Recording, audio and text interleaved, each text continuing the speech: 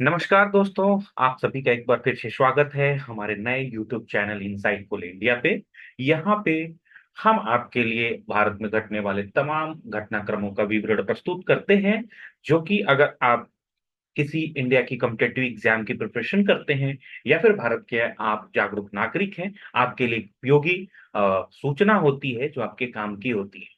वो यहाँ इस चैनल पे हम उसकी विवेचना करते हैं। आज हम आपके लिए लेकर के आए हैं एक नई न्यूज, एक नई सूचना, जिसमें अभी हाल में सुप्रीम कोर्ट की 7 जजों की एक पीठ बैठी थी और उसने एक डिसीजन सुनाया है, एक वर्डिक्ट दिया है, जो कि पूरे भारत में रिजर्वेशन सिस्टम पे एक नया परिवर्तन ला देगा। तो हम बता दें कि ये क्या है और सुप्रीम कोर्ट का क्या निर्णय है। तो एक्चुअली हमारी लाइक जो रिजर्वेशन सिस्टम है, जिसमें कि ओबीसी, एससी, एसटी की जो लाइक कैटेगरी वाइज जो रिजर्वेशन परसेंटेज वाइज प्रोवाइड किया गया है, उसमें से एससी और एसटी मतलब शेड्यूल कास्ट और शेड्यूल ट्राइब के लिए, जिसमें कि जो रिजर्वेशन सिस्टम है जिसमें 15% रिजर्वेशन शेड्यूल कास्ट को दिया जाता है और 7.5% रिजर्वेशन शेड्यूल ट्राइब्स को दिया जाता है। तो इन दो कैटेगरीज में कोटा के अंदर कोटा, मतलब कि हम आपको बताते चले, इसका मतलब ये हुआ कि इसमें जैसे कि अगर like A B C D करके अगर एससी में कुछ जातियां हैं ए बी सी डी करके, तो इन जातियों के लिए जो कह सकते हैं कि जो रिजर्वेशन है, तो उसमें क्या है कि सरकार के द्वारा उसमें से भी अगर एबीसीडी जाती है, अगर एससी में आती है, तो सी और डी के लिए उस 15% में से सरकार, राज्य सरकार चाहे तो अलग से कुछ परसेंटेज दे सकती है, उसी 15% में एक्स्ट्रा मार्जिन उनको दे सकती है और बाकी के ए और बी जो जाति है एससी की, उनसे काट के। तो इस तरीके से राज्य सरकारों के अब अधिकार क्षेत्र में सुप्रीम कोर्ट ने ये चीज गेंद उनके पाले में डाल दी है। अगर आप चाहें तो जो मार्जिनलाइज सेक्शन है किसी भी कैटेगरी में, चाहे वो दलित वर्ग में हो चाहे आदिवासी वर्ग में हो, तो उनमें भी जो अति पिछड़ी जातियां हैं, लाइक जो एकदम सबसे बुरी स्थिति में जो जातियां हैं, जो अब तक की आजादी के इन दशकों के बाद भी उनका समाज में बहुत सारी ऑर्गेनाइजेशंस में उतना रीच नहीं हो पाया है, तो उनको आरक्षण का असली लाभ मिल सकता है। लेकिन दोस्तों, समझने वाली बात यह है कि भारत में आरक्षण पॉलिटिक्स की एक सबसे बड़ी, कह सकते हैं, एक पॉलिटिक्स के लिए सबसे बड़ा मसाला है, वो रिजर्वेशन है, क्योंकि रिजर्वेशन पे जातियां एक मुश्त होकर के किसी एक पार्टी के पक्ष में वोट कर देती हैं। भारत में बहुत ऐसे राज्य हैं जिनमें जो राज्य स्तर की पार्टियां हैं वो रिजर्वेशन पे ही, जातियों के आधारित वो पार्टियां हैं जो जातियों पे लाइक अभी हाल में आपने उनपे ही पॉलिटिक्स करती हैं। हाल में आपने सुना भी होगा कि राहुल गांधी, इवन राहुल गांधी जी के द्वारा या फिर जो समाजवादी विचारधारा से आने वाली पार्टियां हैं उनके द्वारा जाति आधारित जनगणना की मांग की जा रही है। आखिर में इन सब चीजों का तार जो एक ही चीज से जुड़ा है वो है रिजर्वेशन। रिजर्वेशन से डायरेक्टली इनडायरेक्टली कैसे बेनिफिट होती है एक किसी जाति की। मगर विडंबना यह है कि आजादी के इतने सालों बाद, जबकि एससी और एसटी को 22.5% आरक्षण मिलता है, उन जातियों, उन संवर्ग में भी कुछ जातियां ऐसी हैं जो अभी भी पिछड़ी हैं, अभी भी ऊपर नहीं उठ पाई हैं। तो राज्य सरकारें अब इन्हीं चीजों को दूर करने के लिए कोटे के अंदर कोटा प्रोवाइड कर सकती है। दोस्तों, जो समझने वाली बात है कि हर राज्य में कितने दलित और आदिवासी हैं, तो आइए देखते हैं उत्तर प्रदेश की अगर हम बात करें, तो उत्तर प्रदेश जैसे राज्य में जो आबादी है उसमें दलितों की जो आबादी, उसमें जाटो और गैर जाटो करके दो जातियां बटी हैं, जिसमें कि 12% जाटो है और 10% गैर जाटो है। और इन टोटल आबादी में, दलित कास्ट की टोटल आबादी में उत्तर प्रदेश में जो है 56% जो है जातियां हैं। 56% जाति जाटों की ही है। उपजातियों में पासी 16% है, धोबी, कोरी और वाल्मीकि 15%, गोंड, धानुक और खटिक करीब 5% हैं। ठीक है। बिहार की बात करें तो यहाँ पे पिछले साल ही आपको पता है जातिगत जनगणना हुई थी और इस आंकड़ों के मुताबिक राज्य की 13 करोड़ से ज्यादा आबादी में, जो कि बिहार की हम बात करें तो 27% ओबीसी वर्ग था, 36% अति पिछड़ा वर्ग था, नाइन मतलब ईबीसी था, 19% एससी थी और 1.68% एसटी कम्युनिटी है। बिहार की अगर पॉलिटिकल सिस्टम की बात करें तो बहुत पहले बिहार में सवर्णों का प्रभाव हुआ करता था, लेकिन बाद में जैसे ही लालू यादव और समाजवादी विचारधारा का एक प्रादुर्भाव हुआ बिहार में, तो ओबीसी की सियासत शुरू हो गई थी।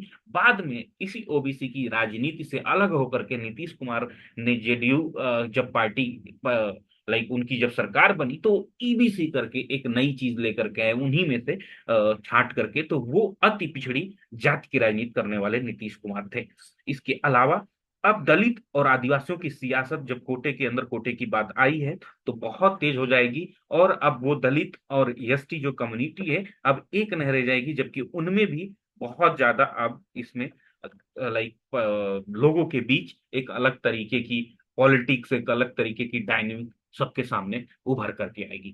महाराष्ट्र की बात करें तो दोस्तों, महाराष्ट्र में दलितों की 3 दर्जन से ज्यादा जातियां हैं, मतलब 36 से भी ज्यादा जातियां हैं। महार, मतांग जो भी मेन वहां पे जाति है। इसमें से भी महार जो कम्युनिटी है उसमें सबसे ज्यादा लाइक पढ़े लिखे और सामाजिक राजनीतिक रूप से आगे लोग हैं। 1956 में जब अंबेडकर ने बौद्ध धर्म को अडॉप्ट किया था, वो अंबेडकर जब बौद्ध धर्म के लिए लोगों को बताए थे, तो उसमें सबसे ज्यादा महार कम्युनिटी के ही लोग थे जो बौद्ध बने थे। बिहार के बाद महाराष्ट्र में जो दूसरी एससी कम्युनिटी वो मातांग की आती है, और वहां पे गोंड और भील दो सबसे बड़ा आदिवासी समुदाय है जो एसटी कम्युनिटी का आता है।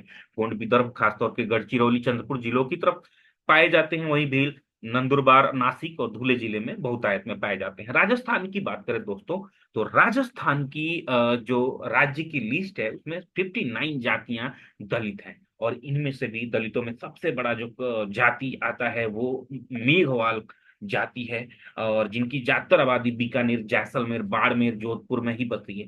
पूर्वी राजस्थान में बैरवा और जाटों का सबसे ज्यादा बोलबाला है। मीना वहां की सबसे प्रभावशाली यष्टी कम्युनिटी है, जबकि 1 दर्जन से भी ज्यादा विधानसभा सीटों पे इनका अच्छा खासा प्रभाव है। उड़ीसा की वहीं बात करें तो वहां पे 23% जो आबादी आबादी यष्टी कम्युनिटी की है, और 17% ही सिर्फ वहां पे दलित है।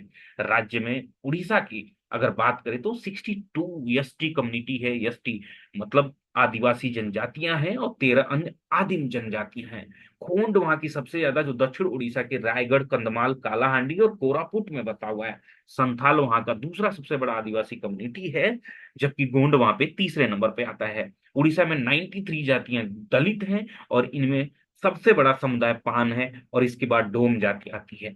धोबी, कांद्रा, बौरी, इन सब जातियों का भी वहां पे अच्छा खासा प्रभाव है। तो दोस्तों, इसके अलावा अगर छत्तीसगढ़ की बात करें तो छत्तीसगढ़ में भी 30% से ज्यादा आबादी आदिवासी है। 43 आदिवासी समुदाय में गोंड सबसे प्रभावशाली और सबसे ज्यादा 55% गोंड जाति जो है वहां की जनजाति वर्ग में है। इसके बाद वहां पे कांवड़, उरांव और 44 जातियां वहां पे जो हैं वो दलित वर्ग से हैं। राज्य की आबादी में 13% हिस्सा दलितों का है। बैरवा, दास जैसी जातियां वहां पे सबसे ज्यादा पाई जाती हैं छत्तीसगढ़ में। मध्य प्रदेश की बात करें तो मध्य प्रदेश में दोस्तों 16% आबादी दलितों की है, और दलितों में सबसे बड़ा समुदाय जो है चमड़े का काम करने वाला, तो जो समुदाय है वो यहाँ पे सबसे ज्यादा है। मालवा क्षेत्र में रहने वाला बलाई दूसरा सबसे बड़ा समुदाय है। वहीं अगर अ, आदिवासी समुदाय की बात किया जाए तो 21% आदिवासी पाए जाते हैं, जिसमें सबसे बड़ा जो आदिवासी समुदाय है वो भील है, और दूसरे नंबर पे जो आदिवासी समुदाय वहां पे वो गोंड है। इसके अलावा दोस्तों अगर हम बात करें पश्चिम बंगाल में, राजवंशी करके जो दलित समुदाय है वो सबसे बड़ा है। पश्चिम बंगाल में 18% है। उत्तरी बंगाल के विधानसभा की 20 सीट पे राजवंशी समुदाय का सबसे बड़ा असर है। मतुआ इसके बाद से दूसरा सबसे बड़ा समुदाय है। उत्तर और दक्षिण 24 परगना, नादिया, हावड़ा, कुछ बिहार, उत्तरी और दक्षिणी दिनाजपुर और मालदा जैसे जिलों में इनका दबदबा है। और यहाँ पे अगर हम बात करें, गुजरात में 27 जातियां दलित हैं, वाकर सबसे बड़ी प्रभावशाली है। इसके अलावा 80 आबादी में लगभग जिनका 35 से 40% हिस्सेदारी है। इसके बाद जो दूसरा सबसे बड़ा दलित समुदाय है गुजरात में वो रोहित है, जिनकी 25 से 30% की लगभग हिस्सेदारी है। वहीं अगर आदिवासियों की बात किया जाए तो वहां पे सबसे बड़ा जो कम्युनिटी आदिवासी का है वो भील है। इसके बाद एसटी आबादी में इनकी जो परसेंटेज है वो 43% पाए जाते हैं। इसके अलावा वहां पे डांग, पंचमहल, भरूच इस तरीके से भी भीलों जो जिलों में भीलों की सबसे अच्छी खासी आबादी पाई जाती है। अगर असम की बात करें तो राज्य की कुल आबादी में 12% से भी ज्यादा वहां पे आदिवासी समुदाय है। कार्बी, आंगलोंग और उत्तरी कछार पहाड़ी जिले में 15 समुदायों की एक एसटी का दर्जा है। इनके अलावा 14 और जनजातियां हैं। बोडो वहां का सबसे बड़ा जनजाति आदिवासी समुदाय है, राजनीतिक रूप से बहुत ताकतवर है।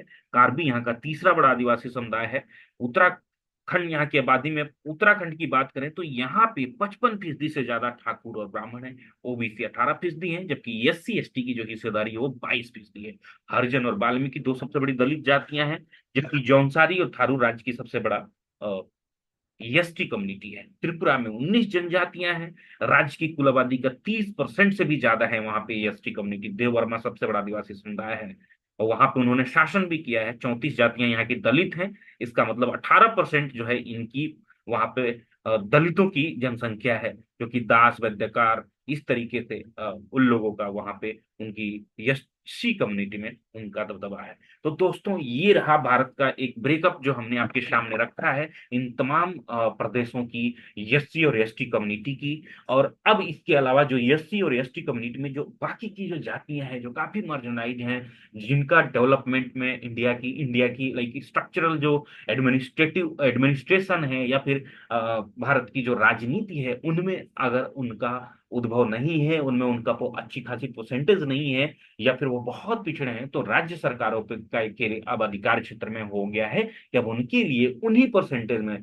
15% और 7.5% का जो अलग अलग दो पैमाना है एससी और एसटी कम्युनिटी के लिए आरक्षण का, तो इनमें एक ब्रेकअप, एक परसेंटेज कुछ बढ़ा करके किसी दो जातियों या तीन जातियों को की जा सकती है। लेकिन दोस्तों, यहाँ पे सुप्रीम कोर्ट ने एक और जो सबसे बड़ी लाइक यहाँ पे एक कासस अपनाई है, वो ये है कि कोई भी राज्य निरंकुश होकर के किसी एक किसी भी कम्युनिटी की, जैसे एससी कम्युनिटी के अगर पासी समुदाय है तो सिर्फ उसी जाति को वहां का 100% मतलब 15% आरक्षण नहीं दे सकता है कभी भी, क्योंकि अभी भी सुप्रीम कोर्ट ने इस चीज के लिए जुडिशियल रिव्यू में सुप्रीम कोर्ट इसको देख सकती है और इसको नल एंड वाइड भी घोषित कर सकती है अगर किसमें कुछ भी ऐसा पाया जाता है जो कि वैलिड नहीं है। तो मतलब कि राज्य सरकारें ये नियम बना तो सकती हैं, आरक्षण दे तो सकती हैं, पर तर्क संगत होनी चाहिए कि इसी कम्युनिटी के इस जाति को स्पेशली इतने परसेंट आरक्षण की एक्स्ट्रा आवश्यकता है, क्योंकि ये मार्जिनलाइज है और अब तक मुख्य धारा में ये शामिल नहीं हो पाई हैं। तो दोस्तों, आज का हमारा जो लाइक ये विश्लेषण है आपको कैसा लगा, इसके बारे में कमेंट करके बताइए। चैनल को लाइक इस वीडियो को लाइक करिए, चैनल को सब्सक्राइब करिए और हमको सपोर्ट करिए। Thank you so much. Thank you.